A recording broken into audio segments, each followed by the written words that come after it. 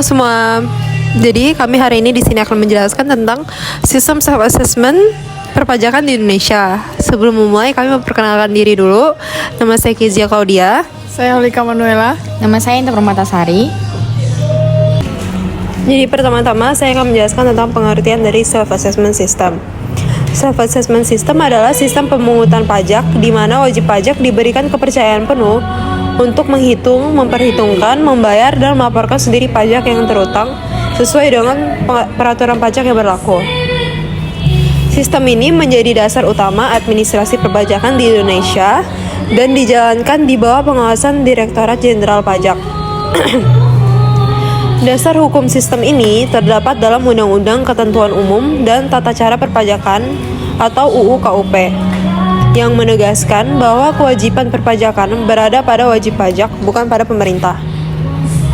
Artinya, negara tidak lagi menjadi pihak yang secara langsung menentukan besarnya pajak setiap individu sejak awal, tetapi memberikan kewenangan tersebut kepada masyarakat. Secara konsep, self-assessment system dibangun atas prinsip kepercayaan atau trust system. Negara mempercayai bahwa wajib pajak pertama, jujur dalam melaporkan penghasilan, kemudian mampu menghitung pajaknya sendiri, memiliki kesadaran untuk memenuhi kewajiban. Namun, sistem ini tidak berarti tanpa pengawasan. Pemerintah tetap memiliki mekanisme kontrol untuk memastikan kepatuhan. Jika dilihat dari perkembangan sistem perpajakan, self-assessment merupakan bentuk modern dari administrasi pajak. Sebelumnya, banyak negara menggunakan sistem di mana pemerintah menghitung pajak secara langsung. Namun, dengan jumlah wajib pajak yang semakin banyak, sistem tersebut menjadi tidak efisien. Oleh karena itu, self-assessment dipilih. Pertama, karena lebih praktis, lebih efisien, dan mendorong partisipasi masyarakat. Jika dibandingkan dengan sistem lain, pada official assessment system, pemerintah yang menghitung pajak dan wajib pajak hanya menerima hasilnya. Pada withholding system, pajak dihitung dan dipotong oleh pihak ketiga seperti perusahaan. Sedangkan pada self-assessment system, seluruh proses dimulai dan dilakukan oleh wajib pajak sendiri. Dalam konteks ini, wajib pajak memiliki tanggung jawab penuh atas kebenaran data, ketepatan perhitungan, ketepatan waktu pembayaran, dan ketepatan pelaporan. Hal ini menunjukkan bahwa self-assessment bukan hanya sistem teknis, tetapi juga mencerminkan tanggung jawab sebagai warga negara. Selain itu, sistem ini juga berkaitan dengan prinsip keadilan dan transparansi. Karena wajib pajak menghitung sendiri berdasarkan kondisi masing-masing, maka pajak yang dibayar diharapkan lebih sesuai dengan kemampuan ekonomi. Namun, di sisi lain, sistem ini memiliki tantangan besar, yaitu potensi dari manipulasi data, rendahnya literasi pajak, dan kurangnya kesadaran. Oleh karena itu, diperlukan keseimbangan antara kepercayaan dan pengawasan. Baik, yang kedua saya akan menjelaskan tentang proses, detail, dan mekanisme serta contohnya. Nah, di dalam praktiknya, self-assessment system terdiri dari beberapa tahapan yang saling berkaitan. Tahap pertama yaitu adalah registrasi atau pendaftaran NPWP. NPWP berfungsi sebagai identitas resmi wajib pajak dalam sistem perpajakan. Tanpa NPWP, seseorang tidak dapat menjalankan kewajiban perpajakan secara optimal. Tahap kedua adalah pencatatan atau pembukuan. Wajib pajak harus mencatat seluruh aktivitas keuangan, baik pemasukan maupun pengeluaran. Bagi wajib pajak, orang pribadi dengan usaha, pembukuan ini jadi sangat penting karena menjadi dasar dalam perhitungan pajak. Nah, lalu tahap ketiga adalah perhitungan pajak. Dalam tahap ini, wajib pajak menghitung pajak berdasarkan total penghasilan, pengurangan seperti PTKP atau biaya, dan tarif pajak yang berlaku. Perhitungan ini harus dilakukan secara teliti karena akan menentukan jumlah pajak yang harus dibayar. Tahap keempat adalah pembayaran pajak. Jika terdapat pajak terutang, wajib pajak harus melakukan pembayaran melalui sistem yang telah disediakan.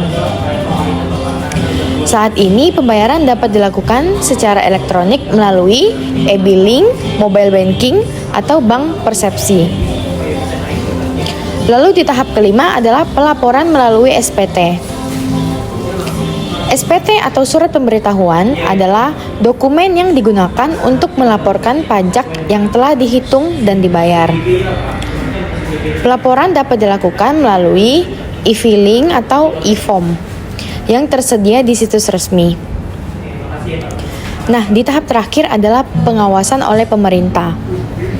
Setelah wajib pajak melaporkan, maka Direktorat Jenderal Pajak akan melakukan analisis data, pencocokan informasi, dan pemeriksaan jika diperlukan. Contoh perhitungannya lebih variatif. Yang pertama, saya akan memberikan contoh, yaitu karyawan tetap. Misalnya gaji setahunnya adalah 180 juta dan PTKP-nya 54 juta, maka penghasilan kena pajaknya yaitu senilai 126 juta. Dan pajaknya senilai 6.300.000. Jika sudah dipotong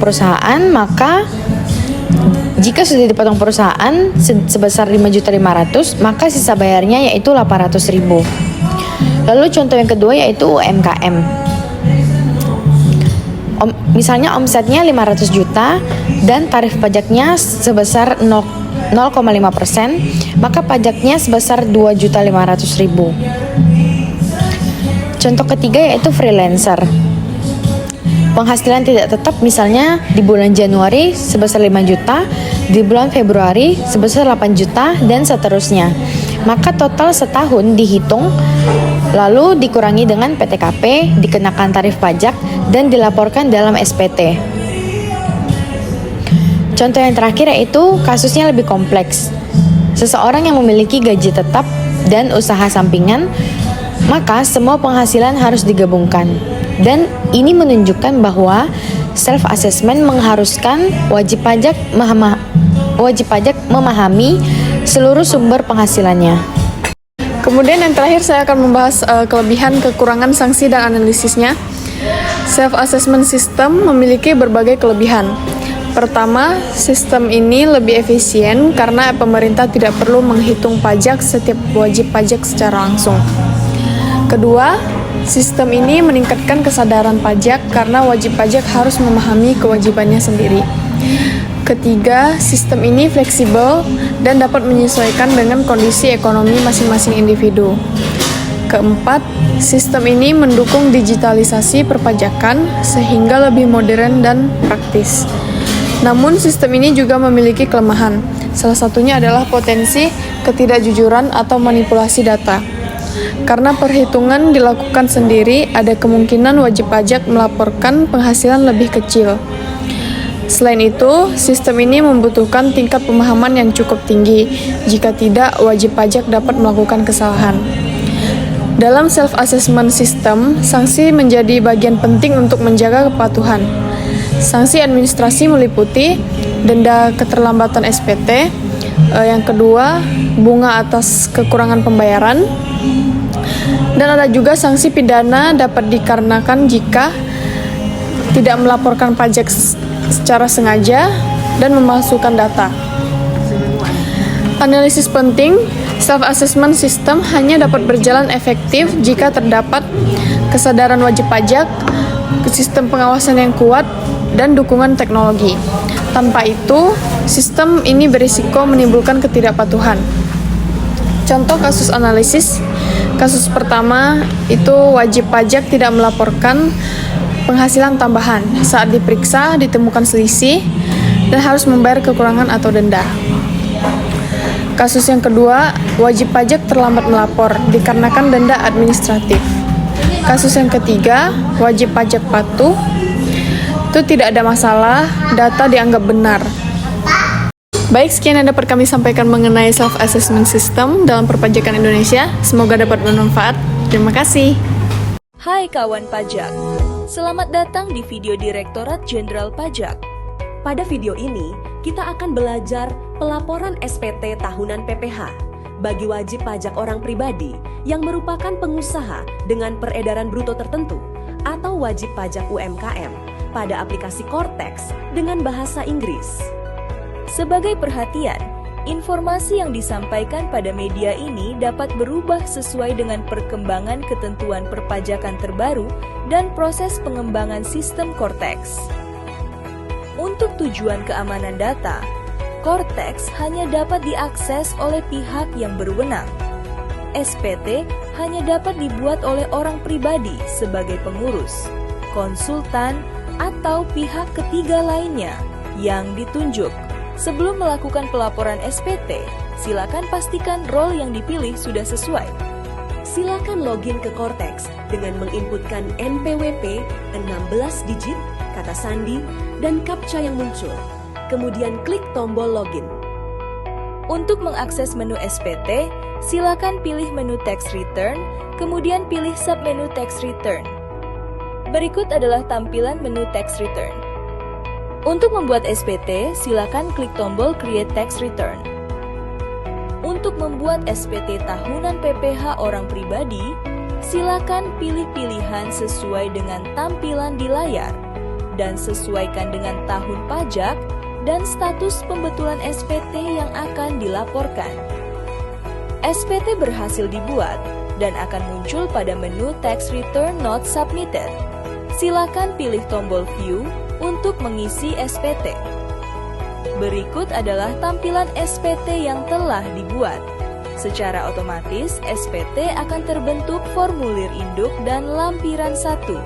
Pada Cortex, pengisian SPT dimulai dari induk terlebih dahulu dengan menjawab pertanyaan-pertanyaan pada induk SPT. Jika kawan pajak adalah seorang pengusaha, maka silakan pilih Yes pada bagian B, poin 1B1. Kemudian, untuk wajib pajak dengan peredaran bruto tertentu, yaitu di bawah 4,8 miliar rupiah dalam setahun, silakan pilih poin 1B2 sesuai dengan tampilan di layar. Jika penghasilan yang diperoleh hanya merupakan objek final wajib pajak UMKM, maka silakan pilih poin 1B3 sesuai dengan tampilan di layar. Silakan melengkapi detail penghasilan dengan berpindah ke lampiran 3B bagian A. Silakan klik Edit untuk menyesuaikan penghasilannya.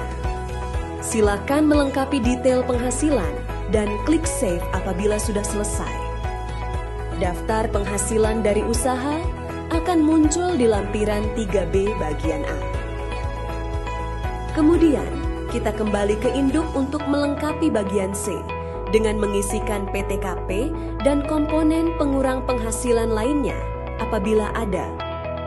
Selanjutnya, silakan melengkapi bagian D dengan memilih No pada poin 10A dan 10D apabila tidak memiliki bukti potong dari pemberi kerja dan tidak terdapat kredit pajak luar negeri.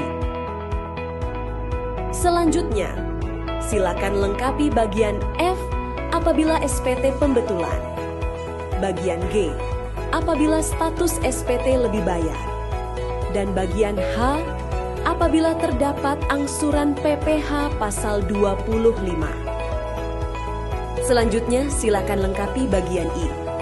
Apabila memiliki kewajiban atau utang pada akhir tahun pajak, silakan pilih Yes pada poin 14B dan mengisikan detailnya pada lampiran 1 bagian B.